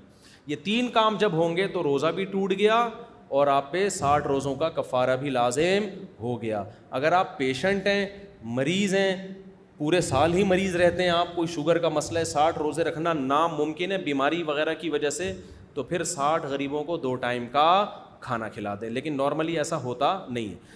آپ یہ بھی کر سکتے ہو کہ یہ 60 روزے آپ دسمبر جنوری میں رکھ لو جب دن چھوٹے ہوتے ہیں. اللہ نے آپ کو زیادہ پیسہ دیا ہے تو آپ ایسا کریں کہ سردیوں میں ناروے چلے جائیں, وہاں 60 روزے رکھ لیں. آپ 6-6 گھنٹوں کے 5-5 گھنٹوں کے روزے ہوں گے, کوئی بات نہیں, شریعت کی گنجائش سے فائدہ اٹھایا جا سکتا ہے. شریعت کے لاء کو بہرحال فالو کرنا پڑے گا آپ. اور زیادہ آپ فنڈر بننے کی کوشش کر رہے ہیں تو گرمیوں میں آپ چلے جائیں ناروے, 22 گھنٹوں کے 60 روزے رکھ لیں, وہ آپ مر جائیں گے, مارکیٹ سے کیا ہو جائیں گے, شارٹ ہو جائیں گے. تو لیکن اللہ کی گنجائش سے فائدہ اٹھا سکتے ہیں آپ, سردیوں والے دنوں میں رکھ لیں. آپ سمجھتے ہو؟ تو یہ چند مسائل تھے بہت زیادہ ضروری. روزے کی نیت کیسے کی جاتی ہے؟ اگر سحری میں آنکھ کھلے تو روزے کا کیا حکم ہے؟ دیکھو, نفلی روزہ یا رمضان کے اندر رمضان کا روزہ, اس کے لیے آدھا دن گزرنے سے پہلے بھی نیت کر لینا کافی ہے. سحری میں آپ کی آنکھ نہ کھلی, کوئی بات نہیں, جب آنکھ کھلی نیت کر لو میرا روزہ ہے آج. نصف النہار سے پہلے روزے کی نیت ضروری ہے. نصف النہار کسے کہتے ہیں؟ صبح صادق کا ٹائم اور غروب آفتاب کا ٹائم, اس میں جتنے گھنٹے بنتے ہیں نا اس کا آدھا, یعنی آدھا روزہ گزرنے سے پہلے آپ روزے کی نیت کر سکتے ہیں. آدھا دن سے بھی زیادہ گزر گیا پھر نہیں ہو سکتی. آپ صبح اٹھے, آپ کنفیوز تھے کہ یار ایکچولی میں آج روزہ رکھوں کہ نہیں رکھوں, چلو دیکھتے ہیں, اگر اچھا دن گزر گیا, افطاری سے 2 منٹ پہلے آپ نے کہا چلو میرا روزہ ہے آج, یہ نہیں ہوتا, ٹھیک ہے نا, تو یہ نہیں ہو سکتا. ہمارے نبی صلی اللہ علیہ وسلم گھر تشریف لاتے, امی عائشہ سے پوچھتے کچھ کھانے کو ہے, آپ فرماتی نہیں ہے, کہتے چلو پھر ہم نے کیا نیت کر لی روزے کی, بھائی کھانے کو تو ویسے ہی نہیں ہے تو ثواب تو لے نا نیت کر کے ہم. تو زوال سے پہلے تک, یعنی زوال نہیں, نصف النہار, زوال الگ چیز ہے, نصف النہار, نہار کہتے ہیں دن کو, تو دن کا آدھا, صبح صادق سے غروب آفتاب کے بیچ میں جو آدھا بنتا ہے نا, اس سے پہلے آپ نیت کر. لوگ سمجھتے ہیں زوال سے پہلے نیت, یہ خوب سمجھ لو, زوال سے پہلے نہیں, آدھا روزہ گزرنے سے پہلے آپ نیت کر سکتے ہو. رمضان کے فرض روزے کی بھی اور بعد میں نفلی. البتہ رمضان کے قضا روزے میں آپ کو صبح سے ہی سحری کے وقت ہی نیت کرنی پڑے گی, اور رمضان میں تو نیت کی ضرورت ہی نہیں ہوتی نا, مسلمان نے تو روزہ رکھنا ہی ہے, تو نیت ہوتی ہے دل میں کہ روزہ رکھنا ہے ہم نے. رات کو آپ صبح سحری کا انتظام کر کے سوئے تو مطلب ہے کہ نیت ہی ہے نا, تو اس میں بس اتنا ارادہ کافی ہے کہ روزہ ہے کل ہمارا, بس یہی. اچھا, یہ جو دعا ہے وہ بھی صومی غد نویت من شہر رمضان, یہ ایسی دعا ہے, اس کی کوئی ثبوت نہیں ہے, ٹھیک ہے, بس دل میں نیت کافی ہے. اچھا بھائی, اچھا یہ بھی ذہن میں رکھو, اگر سحری میں آنکھ نہ کھلی تو لوگ کہتے ہیں شرعی عذر ہے, کیونکہ ہم نے رات کو ڈنر بھی نہیں کیا تھا, صرف افطاری میں 2 پکوڑے چکھے تھے, اب چونکہ رات کو کھانا بھی نہیں کھایا, سحری میں آنکھ ہی نہیں کھلی, اب میں شرعی طور پہ معذور ہوں, میں روزہ نہیں رکھوں گا. تو سحری میں آنکھ نہ کھلنے سے آپ شرعی معذور نہیں بنتے, چاہے رات کو ڈنر کیا ہو یا 2 پکوڑے کھائے ہوں یا نہیں کھائے ہوں. افطاری میں آپ نے کچھ بھی نہ کھایا ہو, پھر بھی سحری میں آنکھ نہ کھلی ہو اور پیٹ آپ کا کمر سے بالکل ایلفی کی طرح چپک گیا ہو, پھر بھی آپ کو روزہ چھوڑنے کی اجازت بولو نہیں, کیونکہ بھوک اور پیاس کی شدت یہ شرعی عذر نہیں ہے, یہ تو روزے کا تقاضا ہے. صرف آپ وہی بات ہے بیماری کا خطرہ, بیماری کا خوف, وہ ایک الگ, وہ اس میں آپ چھوڑ سکتے ہیں. سحری افطاری کا تعلق اذان سے ہے یا وقت دیکھ کر؟ بھائی اذان سے نہیں ہے, وقت سے. اذانیں آج کل وقت سے پہلے بھی ہو جاتی ہیں. آپ جو سحری اور افطاری کے نقشے ہیں وہ گھر میں رکھیں اور ان سے بھی احتیاطاً 2 منٹ کے بعد افطاری کریں, کیونکہ یقین نہیں ہوتا کہ سورج غروب ہو گیا ہے. نبی نے جلدی افطاری کا حکم دیا, لیکن اس کا یہ مطلب نہیں ہے کہ ابھی یقین ہی نہیں ہے سورج غروب ہوا بھی ہے کہ نہیں ہوا اور آپ کر لیں. جب 100% یقین ہو جائے یہ کیوں بند ہو گیا؟ بس یہ بھی ختم ہی کر رہا ہوں میں. ابے یار جلدی جلدی, بہت سارے سوال ہیں, کیا ہو گیا؟ 5 منٹ ہیں آپ لوگ کے پاس؟ 5-10 منٹ یا تھک گئے ہیں بھائی؟ جلدی کھولیں اس کو, کیا ہو گیا؟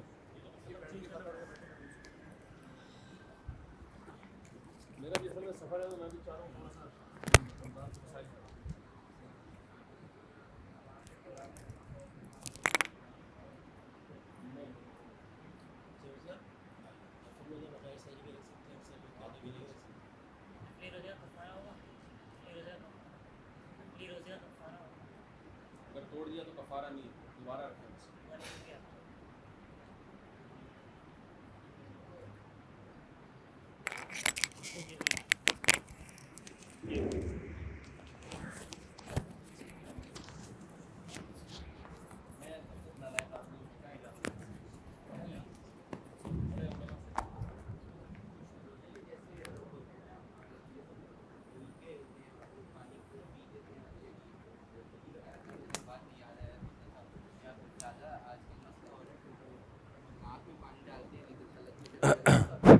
اچھا بتاتا ہوں, ابھی بتاتا ہوں, یہ جلدی سے مکمل ہو جائے. افطاری میں کیا کھانا سنت ہے, سحری میں کیا کھانا چاہیے. افطاری میں کھجور سے افطاری کریں اور سحری میں بھی کھجور کھائیں. ہمارے یہاں کھجوروں کو زیادہ لفٹ نہیں کرائی جاتی, حالانکہ کھجور بڑی خاندانی چیز ہے. آپ یعنی ایک اتنا سا لیں گے, پھر اس کے بعد ڈائریکٹ پکوڑوں پہ آ جائیں گے, ٹھیک ہے نا. تو کھجور کھائیں تمیز سے, سنت ہے. اچھا بھائی سحری میں کیا کھانا چاہیے؟ جو مرضی کھائیں, بس ڈاکٹروں سے پوچھ کے کھائیں, ٹھیک ہے نا, حکیموں سے پوچھ کے کھائیں. رمضان میں ذخیرہ اندوزی کے بارے میں ہمیں بتائیں. قیمتیں بڑھائی جاتی ہیں, اس کا کیا وبال ہے؟ یہ گورنمنٹ کا کام ہے بھائی. تراویح میں دیکھ کر قرآن پڑھ سکتے ہیں؟ نہیں پڑھ سکتے. کیا مقتدی امام کے پیچھے تراویح میں قرآن دیکھ کر سن سکتے ہیں؟ نہیں سن سکتے. پھر دلائل بعد میں, ابھی بہت زیادہ ہو گیا میں, اور بھی دنیا میں غم ہے میرے. رمضان بغیر داڑھی والا ہو گیا رمضان, اس کو آپریشن کر دیا. اور کوئی رمضان سے متعلق مسئلہ پوچھنا ہے تو پوچھیں, پھر میں چھٹی کرتا ہوں. رمضان سے متعلق بس 2-4 سوال ہم لے لیتے ہیں, پھر باقی سوال بعد میں اگلے بلیٹن میں. دو روزے کھائے ہیں پچھلے رمضان میں؟ کس نے کھائے؟ اچھا میں نے کہا شاید ہم نے بھی کھائے. اب رکھیں یار, بس رکھیں, جلدی سے قضا رکھیں, اگلے رمضان سے پہلے قضا کر لیں. اور چلیں آگے.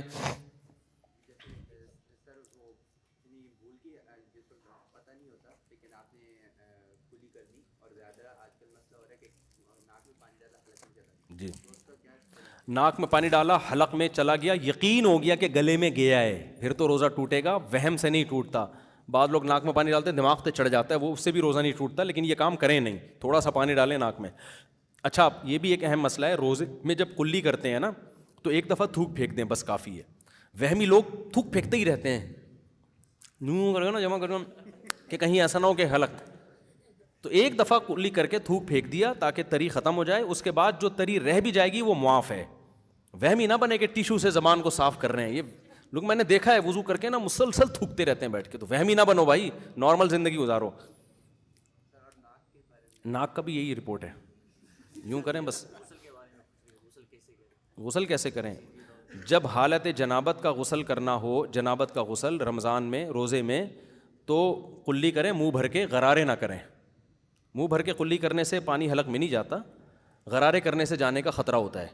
اور ناک میں پانی بھی آرام سے ڈالیں, ایک دم بہت زیادہ نہ کھینچیں, بس یہ نرم حصہ آرام سے گیلا ہو جاتا ہے.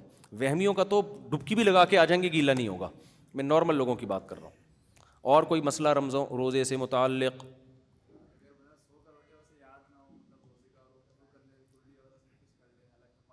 اگر حلق میں پانی چلا گیا تو روزہ ٹوٹ جائے گا بھائی. ٹوتھ پیسٹ روزے کی حالت میں نہیں کر سکتے. جائز یعنی مکروہ ہے, ناپسندیدہ ہے, روزہ نہیں ٹوٹے گا. مکروہ اور ناپسندیدہ اس لیے ہے کہ اس کا غالب گمان ہوتا ہے حلق میں ذرات پہنچنے کا. تو روزہ توڑنا بھی جائز نہیں, ایسا کام بھی جائز نہیں کہ روزہ توڑنے کے آپ خطرہ ہو. پھر بھی کوئی بہت احتیاط سے کر رہا ہو یا اسمیل بہت آ رہی ہو تو پھر ایک مجبوری ہے. لیکن مسواک کرو نا, آرگینک چیز ہے, فائدہ مند چیز ہے. مسواک کرنے میں اگر بالفرض خدا نخواستہ کوئی ذرہ حلق میں چلا بھی گیا تو اس سے روزہ نہیں ٹوٹتا. سمجھتے ہو نا, جان کر نہ لے کے جاؤ کہ مسواک ہی کھانا شروع کر دیا آپ نے کہ یار چلو کچھ تو کھائیں. جی, ٹریڈنگ کی غرض سے روزے میں سوئمنگ کرنی پڑ جائے تو منہ باہر رکھ کے کرتے رہیں, یا منہ اندر لے جائیں, پانی حلق میں نہ لے کے جائیں. لیکن ایسا کام روزے میں کرنا کہ اتنی شدت سے روزہ رکھے کہ توڑنے کا خطرہ ہونا شروع ہو جائے، نہ کریں نا. آپ افطاری کے بعد سوئمنگ کر لیں، بہرحال جائز ہے، سوئمنگ بھی کر سکتے ہیں، جاگنگ بھی. ہم جب بچپن میں گرمیوں کا روزہ تھا، ہم روزہ رکھ کے صبح کرکٹ کھیلتے تھے، ایسے پاگل تھے ہم لوگ. اسٹیمنا تھا بھائی. آج کل کے لونڈے لپاڑوں میں اسٹیمنا ہی نہیں ہے.